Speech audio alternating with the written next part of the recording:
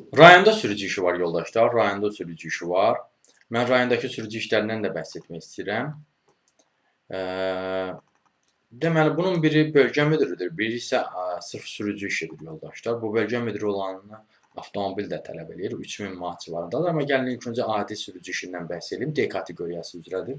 700-800 manatlıq bir işdir, 750 manatlıq daha dəqiq desək işdir. Əsasən Daşkəsən, Göygöl, Qarabağ bölgəsində olan bir işdir. Azı 2 illik iş təcrübəniz olmalıdır.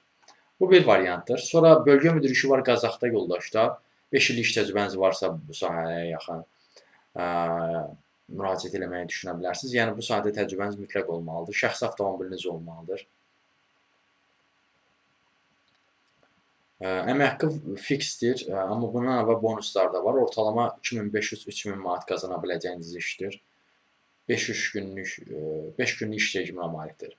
Bu və bənzər digər işlərlə də tanış olmaq istəyirsə və yaxud da bu işlərə müraciət etmək istəyirsə, hətta digər rayonlarda olan digər sürücü işlərlə də tanış olmaq istəyirsə, ona bağlı əlaqə vasitəsilə mesaj yaza bilərsiniz. Əlaqə vasitəsi profildə qeyd olunubdur. Siz bu videonu harda görürsünüzsə kanala daxil olun.